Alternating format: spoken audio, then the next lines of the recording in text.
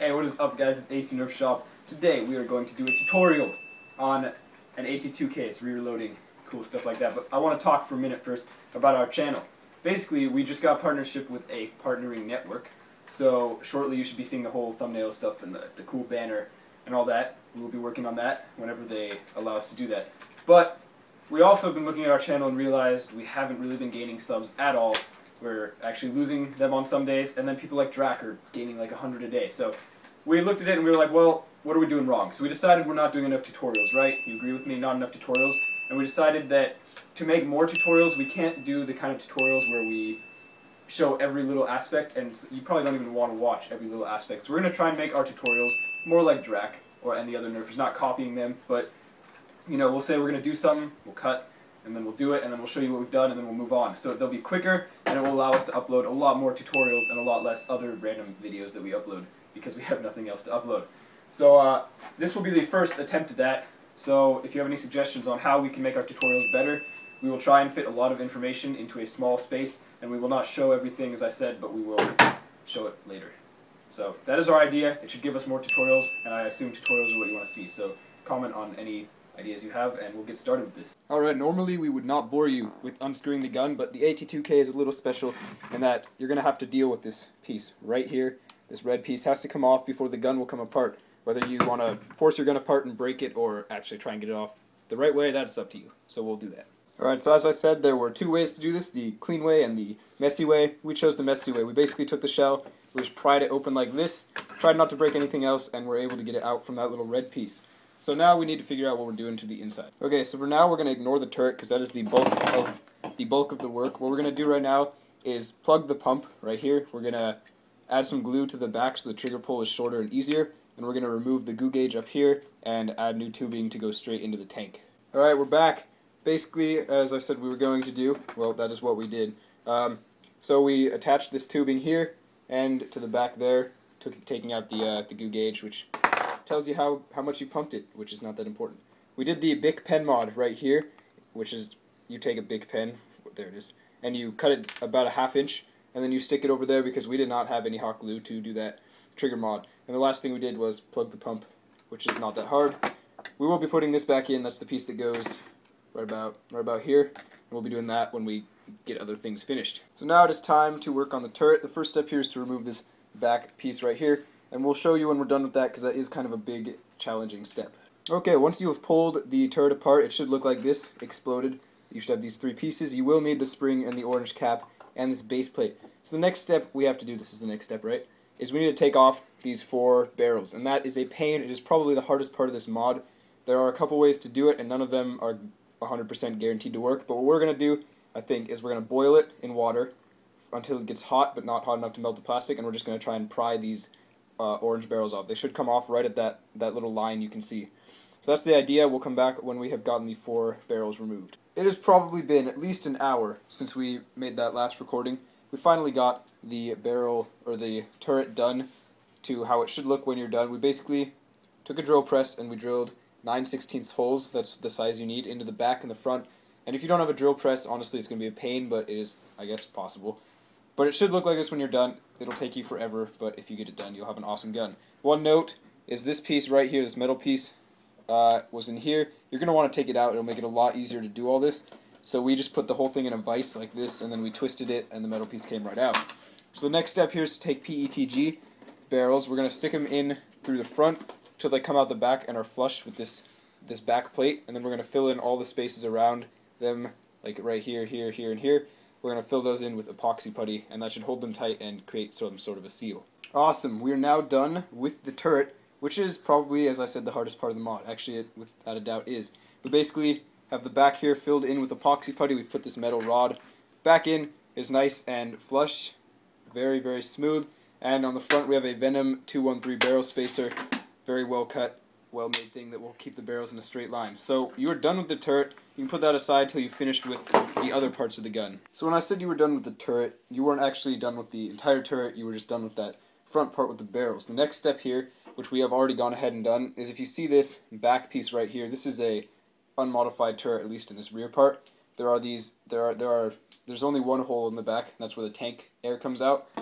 But what you have to do is you have to take that piece, and it should already be on its own after you pried apart the turret earlier in this mod, and you have to drill some holes. You have to drill this slightly larger hole. I don't know if you can tell, slightly larger. That's 9/16. That's where you're going to load the dart into the back. The hole with this rim coming in front of it, this is where the tank air will go. That's the air supply. And these two holes on the side are not actually for anything. Originally, the piece had these ridges coming out around each of these holes, and they weren't actually holes. They were just these ridges. And so what you had to do is drill through the back and basically drill the entire thing out. And that's what these indentations here are. On the other side, they're like a little bubble, and you just drill through the back of those indentations, and it will make these extra holes, but it will allow you to have this whole front piece flat. So it needs to be flat all the way around this this little center piece. So the next step here is we need to put a washer around all of this and cut a hole, and cut a hole for the dart to get in, and we'll get back to you on that one. Quick update, we've fit the washer, so now it fits sort of nicely onto this piece.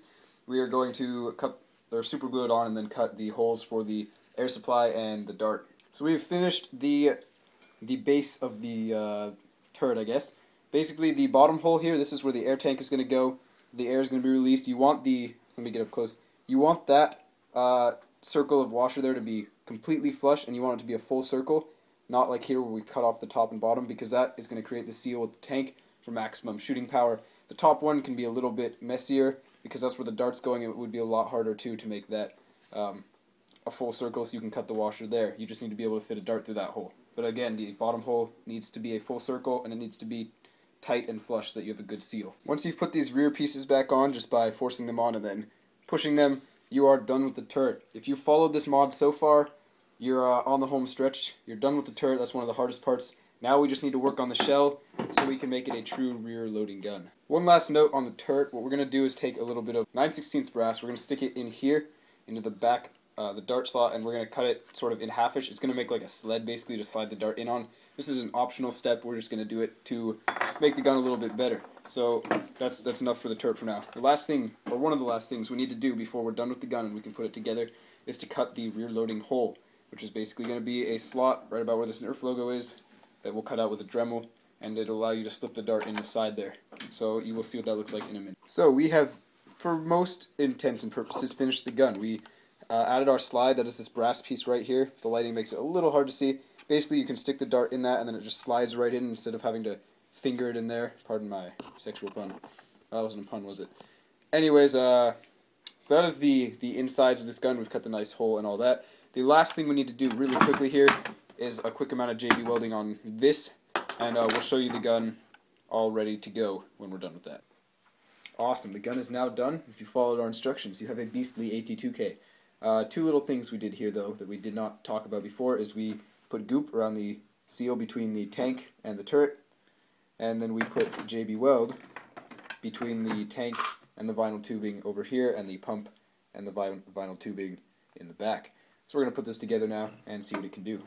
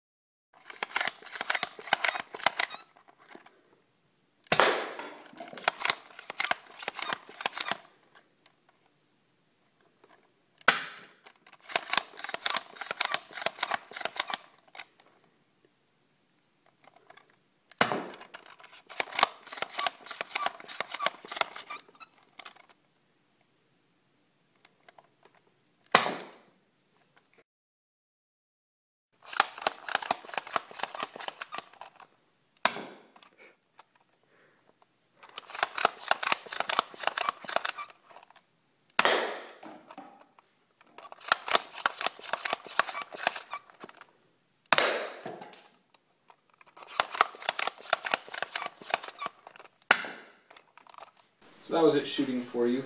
Obviously we didn't shoot it very much. We have this new thing we're going to do. Every time we do a tutorial on a gun, a couple days later we're going to do a review of the gun where we're going to talk more about what it is, you know, what it's called, kind of more specifications on it, and then we're going to do like an in-depth shooting where we'll actually shoot it a lot and show you how it functions. So after a tutorial we'll just give it a couple shots to make sure you know that it worked.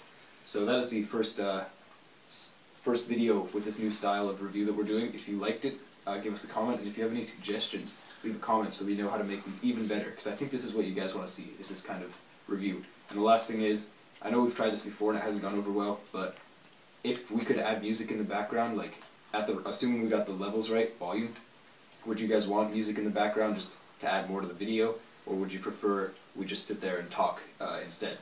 So that's up to you. Leave comments on that. If you like this video, give it a like. Show us that you want us to do more of these tutorials. Thanks for watching.